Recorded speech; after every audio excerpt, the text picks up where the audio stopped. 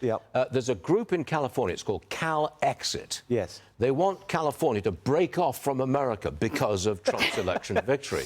I know it's never going to happen, but I personally would like to see that. Well, I disagree with you, Stuart. I understand. Look, as I've said many times, in the last few years, decade even, California's been like the Wuhan lab of far-left extremism, exporting this virus that's infected the rest of the country. That was good. That was good. And so I can understand why people are fed up with it. What's the answer? To actually change things in California, lead the California revolution, which has already started, so we can throw off the yoke of the extremism in California. I know you're working towards this. You're working in California to select a Republican governor, maybe yourself.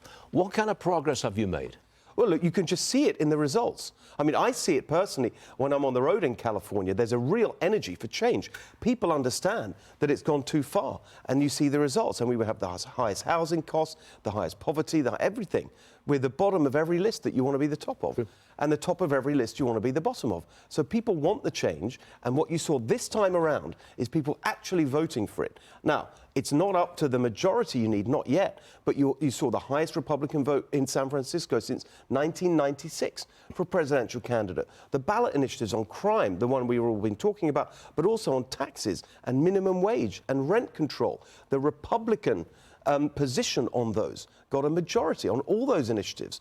It's really encouraging. And in a place like Huntington Beach, okay, you may say a small city, but Republicans overthrew a couple of years ago a 6-1 Democrat majority, took control of the council, started delivering common sense reforms. Now they swept it 7-0, totally controlled by Republicans. It's a sign that if you actually fight and deliver positive change, you can really win even in California. One last one. I understand that the owner of the LA Times has fired the editorial board because they're such a bunch of liberals. It's such a mess. That's incredible. Well, it was another one of these situations where he didn't want to do an endorsement in the election.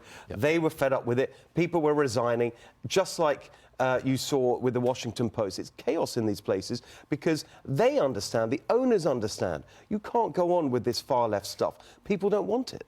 Steve Hilton, you're all right. Welcome to New York. Good to see you. You're going to love it here, I'm telling you.